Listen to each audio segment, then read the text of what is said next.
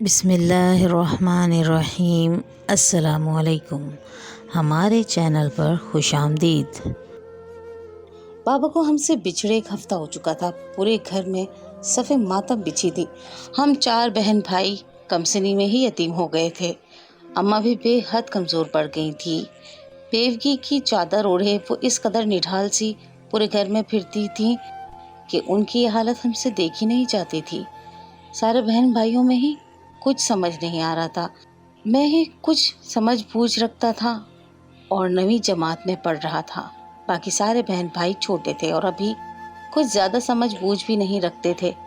باقی چچا اور خالو کے بارے میں اماں کا یہ خیال تھا کہ وہ نامحرم ہے، اور سب سے بڑھ کر جس طرح سے اماں بیوہ ہوئی تھی وہ کہتی تھی کہ اب ان لوگوں کو ہمارے یہاں آنے سے پہلے 1000 دفعہ سوچنا ہوگا۔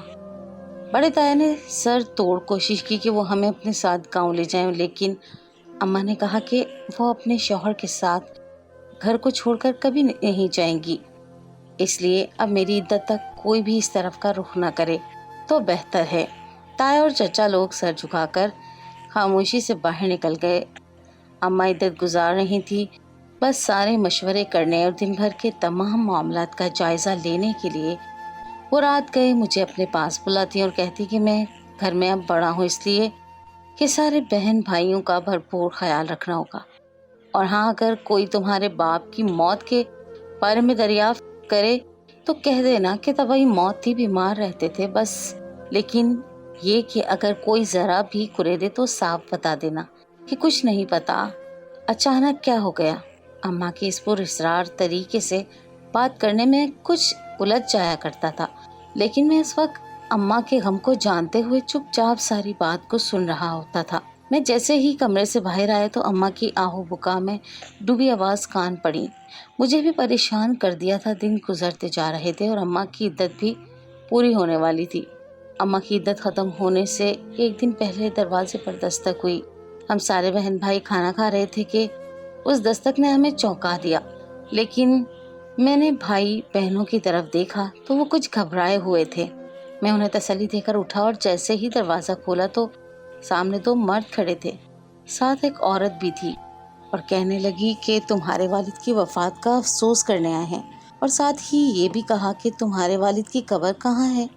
اس بات پہ میں کچھ پریشان ہوا کہ کیوں پوچھ رہے ہیں۔ مجھے ایک دم سے اماں کی بات یاد آ گئی کہ کوئی زیادہ پوچھے تو بات کو ٹال مٹول میں بدل دینا۔ میں کچھ دیر تک آدمی اور اس عورت کو دیکھتے ہوئے چپ رہا، پھر بولا کہ ابا کی قبر کے بارے میں نہیں جانتا، کیونکہ میں چھوٹا ہوں اور راستہ نہیں جانتا۔ جب بھی لے گئیں اماں ہی لے گئیں۔ 1-2 بار کچھ دیر تک وہ میری طرف دیکھتے رہے، پھر کہتے چلو ہم خود دیکھ لیں گے۔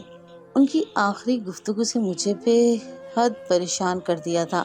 خیر میں نے یہ بات کسی کو بھی نہیں بتائی، بلکہ اماں سے بھی چھپائی۔ اگلے دن اماں کی عدت بھی ختم ہو جانی تھی۔ میرے ماموں لوگ آئے ہوئے تھے اور اماں عدت سے اٹھ گئی تھی، لیکن وہ بہت ہی کمزور لگ رہی تھی۔ یہ سب دیکھ کر میری آنکھیں شدید پرنم ہو گئی تھیں۔ اماں نے ہم سب کو بے حد پیار کیا اور کہنے لگی کہ میں اب اپنے بچوں کی ماں بھی ہوں اور باپ بھی۔ یہ بات سن کر میرے غم میں کچھ کمی واقع ہوئی۔ شام تک سارے مہمان بھی واپس چلے گئے تھے اور اب ہم لوگ خود ہی گھر میں تھے۔ ابا سرکاری نوکری کرتے تھے، اس لیے پیسوں کا مسئلہ نہیں ہوا، لیکن باپ کی کمی قدم بقدم محسوس ہوتی تھی۔ ایک شام کو ہم لوگ کھانا کھا رہے تھے کہ اماں کہیں جانے کے لیے تیار ہو رہی تھی۔ ہمارے پوچھنے پر بتانے لگی کہ ان کی دوست بیمار ہے اور ہاسپٹل میں ہے، اس لیے میں اس کی عیادت کرنے جا رہی ہوں۔ ہم لوگوں کو بھی پتا تھا کہ اماں بڑے صدمے سے دوچار ہوئی ہیں، اس لیے بہتر ہے کہ وہ کچھ دیر کے لیے گھر سے نکلے تاکہ ان کی صحت پر کچھ اچھا اثر پڑے۔ میں نے اماں سے کہا میں آپ کو لے جاتا ہوں، کہاں رکشوں میں کھجل میں خوار ہوتی رہیں گی، لیکن اماں نے اپنے پرس کو کندھے پر ڈالا اور یہ کہتے ہوئے نکل گئی کہ نہیں نہیں، میں اکیلے ہی جاؤں گی، تم بہن بھائیوں کا خیال رکھنا۔ میں خاموش ہو گیا، لیکن نہ جانے کیوں میرے دل میں کچھ عجیب سی کلبلی مچ گئی تھی۔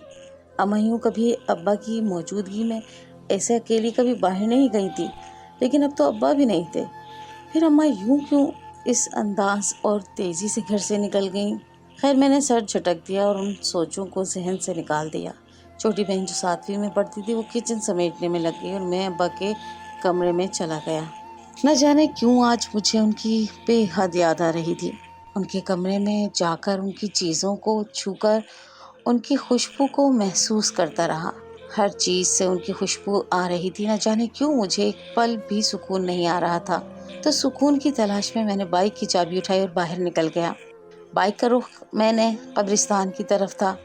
कब्रिस्तान घर से कुछ ही फासले पर था। मैं जैसे ही कब्रिस्तान में दाखिल हुआ तो अब्बा की कब्र की तरफ पैदल ही चलने लगा, लेकिन ये देखकर ही मेरे पैरों तले से ज़मीन निकल गई, क्योंकि अब्बा की कब्र के पास पहले ही कोई खड़ा था। वहाँ अंधेरा होने की वजह से कुछ साफ दिखाई नहीं दे रहा था, लेकिन मैं आहिस्ता आहिस्ता चलते हुए आगे की तरफ बढ़ रहा था कि जैसे ही मेरी नज़र अब्बा की कब्र पर पड़ी तो मैंने गौर से देखा तो मेरी रूह तक लरस गई कि वो कोई और नहीं बल्कि मेरी अपनी सगी माँ थी।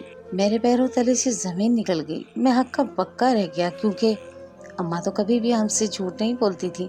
फिर आज ये सब क्यों किया?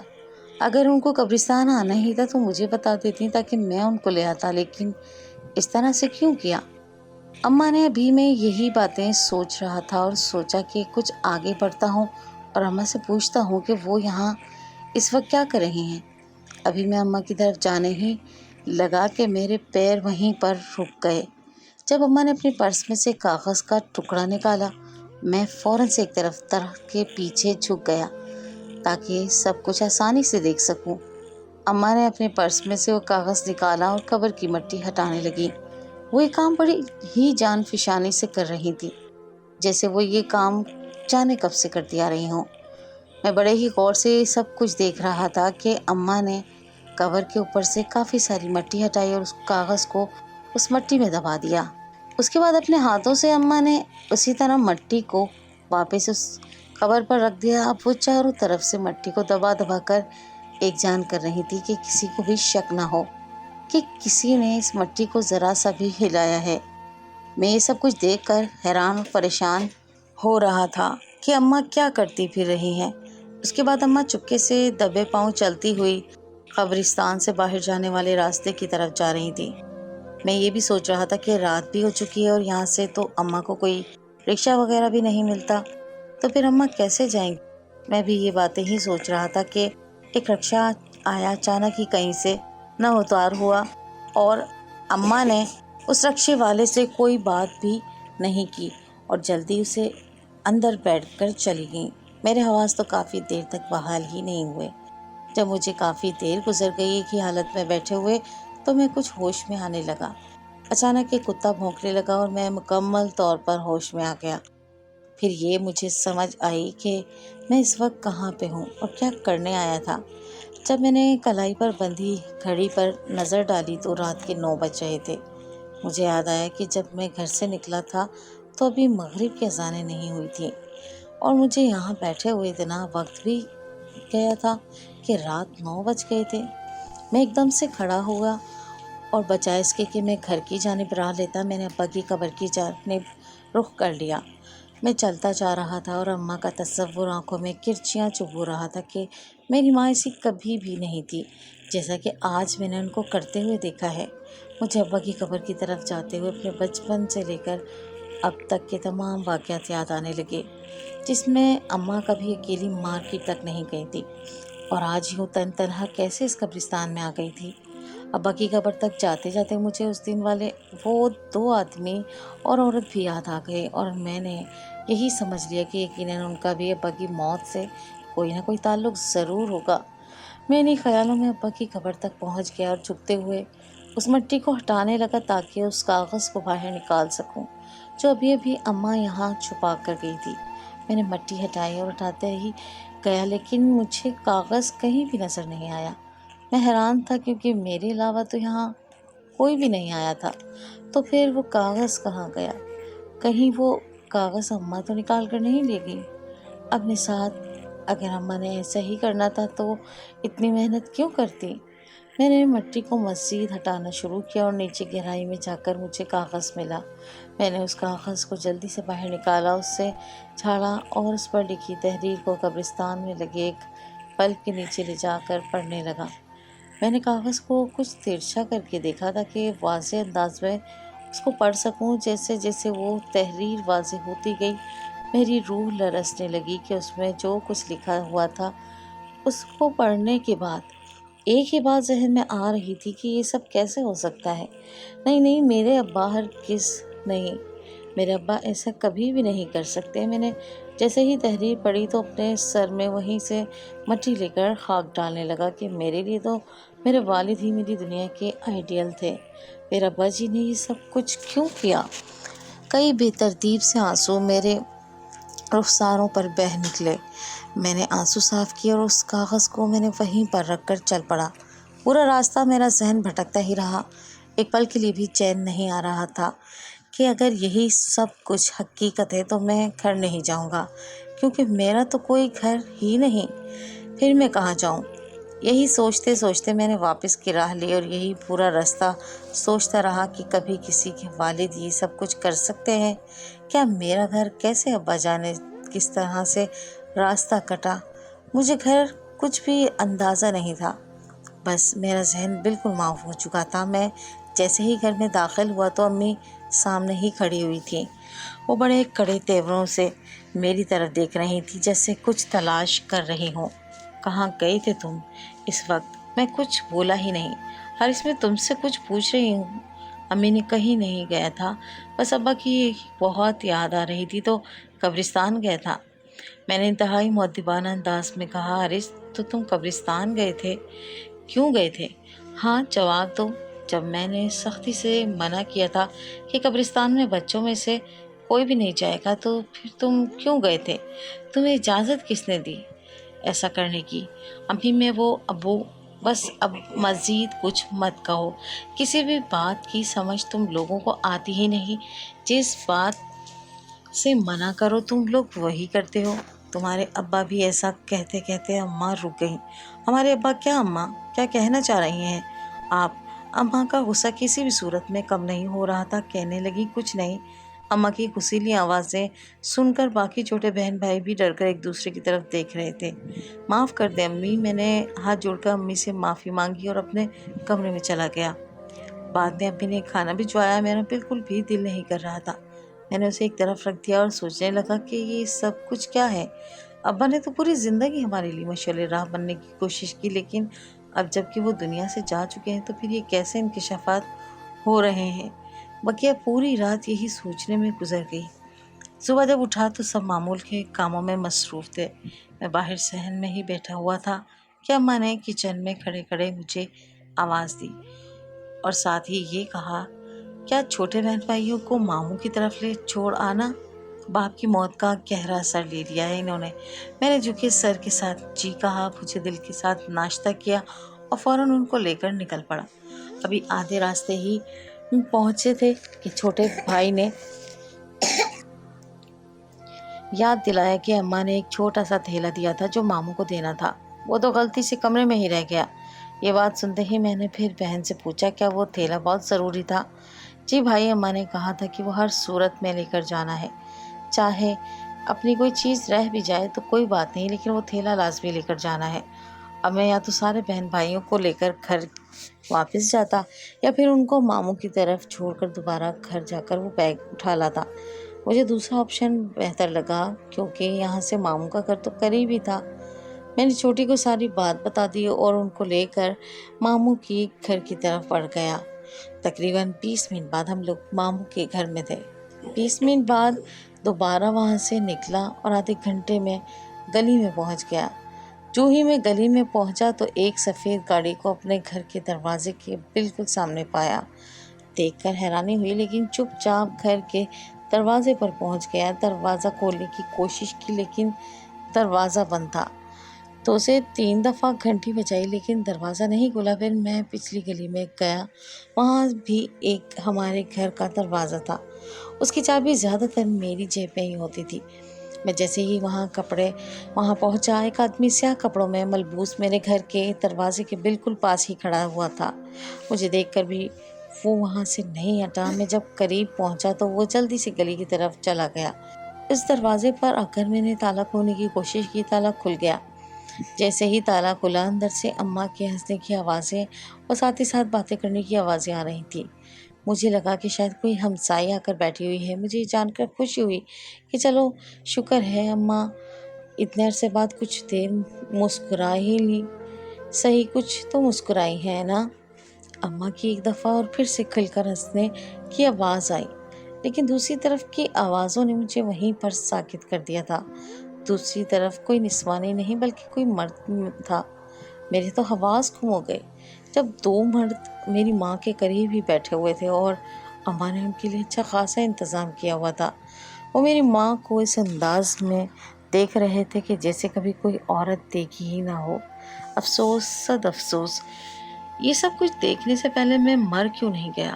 ان مردوں کو جب میں نے غور سے دیکھا تو میری روح تک لرز گئی، کیونکہ یہ کوئی اور نہیں بلکہ اس دن والے ہی دونوں مرد تھے جو باہر دروازے پر آ کر میرے ابا کی موت اور پھر اس کی قبر کے بارے میں پوچھ رہے تھے۔ لیکن وہ عورت وہاں نہیں تھی جو پہلے دن ان کے ساتھ آئی تھی۔ وہ دونوں مرد آج یہاں آ کر ہمارے گھر میں ہی بیٹھے ہوئے تھے۔ میں بھی جا کر اس ذلت بھری زندگی سے چھٹکارا حاصل کرنا چاہتا تھا۔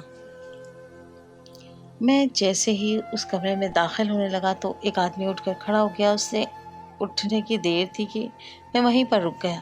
وہ آگے بڑھا اور اماں سے کہنے لگا کہ تم ساری پچھلی باتوں کو فراموش کر دو، اور جو کچھ بھی ہوا اس میں کسی کا بھی کوئی قصور نہیں تھا، بلکہ سارے قسمت کے کھیل ہیں۔ دیکھو اب ہم پھر ایک ہی چھت تلے ایک کمرے میں ہیں، ابھی وہی سب کچھ پھر پہلے جیسا ہو سکتا ہے اگر تم چاہو۔ وہ براہ راست اماں سے مخاطب تھا اور اماں سب کچھ نظریں جھکا کر سن رہی تھی۔ ایک دم سے نظریں اٹھا کر کہنے لگی کہ یہ سب کچھ اب کیسے ممکن ہے؟ اب تو ہماری اولادیں بھی جوان ہو چکی ہیں۔ نہیں نہیں، اب یہ ممکن نہیں ہے۔ ایک دم سے اماں رونے لگ گئیں۔ فاریہ، اگر تم چاہو تو سب کچھ ممکن ہے۔ وہ مرد ابھی تک سب کچھ پہلے جیسا کرنے پر ہی تلا ہوا تھا۔ اچھا میں سوچ کر بتاؤں گی، مجھے کچھ وقت دو، اماں نے کسی کنواری دوشیزہ کی طرح مسکراتے ہوئے کہا۔ میرے سر پر خون سوار ہو چکا تھا کہ میری ماں اس عمر میں آ کر یہ گل کھلائے گی۔ کیا اس کو بس اتنی سی بھی محبت تھی میرے باپ کے ساتھ؟ میں انہی سوچوں میں گم تھا جب ہی دروازے سے باہر گلی میں گاڑی سٹارٹ ہونے کی آواز آئی۔ میں بھاگتا ہوا پچھلی طرف سے گلی میں نکل کر اگلی طرف جانے لگا، لیکن جیسے ہی میں نکلا وہ گاڑی لے کر جا چکے تھے۔ میں جھکے ہوئے سر کے ساتھ گھر میں داخل ہوا تو اماں فون پر کسی سے بات کر رہی تھی، لیکن شاید دوسری طرف ماموں تھے۔ لیکن اماں کی گفتگو سے ایسا بالکل بھی نہیں لگ رہا تھا کہ دوسری طرف ماموں ہیں، کیونکہ اماں کہہ رہی تھی جی جی ابھی گئے ہیں، صبح سے ہی آئے ہوئے تھے اور کہہ رہے تھے کہ اب آتے جاتے ہی رہیں گے۔ میں نے کہا کہ آپ لوگوں کا اپنا گھر ہے، اس گھر میں آنے کے لیے آپ کو کبھی بھی اجازت کی ضرورت نہیں پڑے گی۔ میں ششدر رہ گیا کہ آخر یہ معاملہ کیا ہے۔ میں چپکے سے تھیلا اٹھانے کے لیے اماں کے کمرے میں گیا۔ وہ فون میں ہی مصروف تھی، میری آمد کی بھی انہیں کچھ خبر نہیں ہوئی۔ میں چپکے سے تھیلا اٹھایا اور پھر سے ایک دفعہ ماموں کے گھر کی طرف بائک کا منہ موڑ دیا۔ میں انتہائی تیز رفتاری سے باہر چلا رہا تھا کہ راستے میں ملنے والے لوگ کہہ رہے تھے کہ لڑکا کہیں پاگل تو نہیں ہو گیا۔ گھنٹے کا سفر میں نے 15 منٹ میں طے کیا اور ماموں کے گھر جا کر ہی سکون لیا۔ لیکن وہ کہتے ہیں نا کہ سکون تو نصیب والوں کو ہی ملتا ہے۔ میرے جیسے بد نصیب کی زندگی سے تو ویسے ہی سکون کہیں جا چکا تھا۔ ابھی میں ماموں کے گیراج میں ہی تھا کہ وہی سفید رنگ کی کرولا گیراج میں کھڑی نظر آئی۔ میرے دماغ نے بالکل ہی کام کرنا چھوڑ دیا۔ جیسے ہی میں اندر ڈرائنگ روم کی طرف گیا تو وہاں کا منظر میرے ہوش اڑانے کو کافی تھا۔ وہی دو آدمی یعنی سیاہ کپڑوں میں ماموں جی کے ساتھ خوش گپیاں کرنے میں مصروف تھے۔ وہ سب ایک دوسرے کے ہاتھ پہ ہاتھ مار رہے، باتیں کر رہے تھے جیسے دنیا میں کوئی اور کام ہی نہیں ہے۔ فاریہ کو بڑی ہی مشکل سے منایا ہے۔ ارے کسی صورت میں ہی نہیں مان رہی تھی۔ ارے مان ہی جانا تھا، ایسی بھی کیا کمی تھی جو اس نے نہ مانا تھا۔ ماموں بھی بڑے خوش تھے۔ کیا یہ سب اس بات پر ہی خوش ہیں کہ میری ماں اس عمر میں ان غیر مردوں کو گھر میں بیٹھ کر کہکے لگانے اور پھر اس کے بعد ان میں سے کسی ایک کے ساتھ بیاہ رچا لے؟ میرے دماغ کی شریانیں پھٹنے کے بالکل قریب تھی، کیونکہ میرے باپ کے کفن کی مٹی ابھی تو میلی نہیں ہوئی تھی کہ یہ سب کچھ کیوں ہو رہا تھا۔ اتنی جلدی میں روتا ہی جا رہا تھا، کچھ بھی سمجھ میں نہیں آ رہا تھا کہ میرے دل میں آئی کہ یہاں سے کہیں دور بھاگ جاؤں جہاں کسی کو میں और मुझे कोई भी नजर न आए। लेकिन मैं कहाँ जाऊँ? हाय वहाँ पे इतनी जल्दी क्यों चले गए?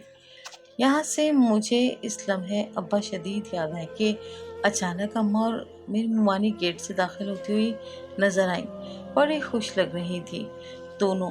तो ये ममानी बैग इस काम में शामिल हो चुकी हैं। मैं जल्दी से आंसू साफ किए और सोच लिया कि अभी और इसी वक्त इसी सारे मामले को एक ही लम्हे में ख़त्म कर देता हूँ, ताकि ना रहेगा बांस और ना ही बजेगी बांसुरी। जहाँ सारे लोग बैठे हुए थे वहीं अम्मा और मोमानी भी आकर बैठ गई। अम्मा को सब मुबारकबाद दे रहे थे और वो मर्द और उसकी देखने वाली वो घटिया आंखें। हाँ जी, तो फिर अब बैठे बिठाए तारीख भी फाइनल कर लेते हैं। उसी मर्द ने अम्मा की जानिब बड़े ही अरमानों से देखते हुए कहा। सब ने जी जी क्यों नहीं कहा। मेरा ख्याल है कि इस माह की 28 तारीख मुबारक साबित होगी, क्योंकि उस दिन जुम्मे भी बिल्कुल ठीक। मामू ने भी हाँ में हाँ मिलाई। बस फिर सारा सबका मुंह मीठा करवाओ, मामू ने मुमानी की तरफ देखते हुए कहा, जो जल्दी से किचन की तरफ गई और वहाँ से एक बड़ी प्लेट मिठाई की भर कर ले आई। अभी उन्होंने पहले बंदे के आगे वो प्लेट की थी कि मैं जल्दी से कमरे में दाखिल हुआ और मैंने वो प्लेट हाथ मार कर गिरा दी। सब मुझे इस जुनूनी हालत में देखकर बेहद परेशान हुए। क्या बदतमीजी है ये। अम्मा मेरी तरफ पलट कर आई और मेरे मुंह पर थप्पड़ मारने लगी, लेकिन मेरी आंखों में तो खून को देखकर कुछ कदम पीछे हट गई। बदतमीजी मैं कर रहा हूँ या आप कर रहे हैं? इस उम्र में शादी रचाते हुए आपको शर्म नहीं आ रही? अरे अभी तो मेरे बाप का कफन भी वैसा ही है। और आप यहाँ। मेरी ये बात सुनकर वहाँ मौजूद तमाम लोग उठ खड़े हुए और अम्मा की कुछ लम्हे मेरे चेहरे की तरफ देखा और फिर खींच कर ऐसा थप्पड़ मारा कि मैं नीचे गिर गई। अरे क्या कह रहा है? मैं शादी कर रही हूँ? किसके साथ कर रही हूँ? सामने खड़े हैं ये दोनों तेरे मामू हैं, जिनसे सारी ज़िंदगी तुम्हारे बाप ने मुझे मिलने नहीं दिया। ये दोनों मेरे भाई हैं जिनको देखने को मेरी आंखें तरस गई थी। अब तेरे बाप के मरने पर ये दोनों मुझसे मिलने के लिए आए हैं और इनमें से ये जो है ना, इसने तुझे अपना बेटा बना लिया है, जिसको मैं अम्मा का होने वाला शौहर समझ रहा था। अम्मा ने उसकी जानिब इशारा करते हुए कहा, अरे इन दोनों ने तो आकर तेरे बाप का सारा कर्जा उतारा है। वो कर्ज जो वो ले लेकर जुए में हारता रहा, पूरी ज़िंदगी तुम लोगों पे तुम्हारे बाप की शख्सियत को खुलने ना दिया कि कहीं तुम लोग उससे नफरत करने ना लग जाओ। मेरे ये दोनों भाई अपनी बीवियों समेत बाहर ही रहते हैं। तुम्हारे बाप की दुश्मनी ये थी कि ये दोनों मेरी नंदों से शादी करें। खुदा गर्क करे ऐसे लोगों को जो पहले से शादीशुदा के घर उजाड़ते हैं। ये दोनों पहले से शादीशुदा थे, फिर सोचो कैसे ये दूसरी शादियां करते। बस इसी बात पे तुम्हारे बाप ने सारी ज़िंदगी मेरा पी जीना हराम किए रखा। और वो जो कब्रिस्तान में तुम्हारे बाप के कब्र पे वो पर्चा छपा कर आई, मैं उसमें लिख कर ये बता कर आई थी कि मैं आज से अपने भाइयों से मिल रही हूँ, कोई इतराज़ मत करना। हमने तारीख तय की है इस माह की 28 तारीख, जिसमें तेरे बाप के नाम पर एक इंसदादे नशा और जुए सेंटर बना कर दे रहे हैं मेरा भाई, ताकि कोई और औरत मेरी तरह भरी जवानी में बेवा ना हो जाए और तू यहाँ पे तू शर्म से डूब मर कहीं। अम्मा ने ऊंची ऊंची आवाज़ में रोना शुरू कर दिया। मेरे सारे बहन भाई अम्मा के गिरद जमा हो गए थे। मुझे शदीद शर्मिंदगी हो रही थी कि कैसे मैंने अपनी माँ पर इतना घटिया इल्ज़ाम लगा दिया। सारे मामू भी मुझ पर अफसोस कर रहे थे, लेकिन उन्होंने अम्मा को समझाया कि बच्चा है, माफ़ कर दो। मैं अम्मा के पैरों में बैठ गया कि बड़ी गलती हुई, मुझसे माफ़ कर दें।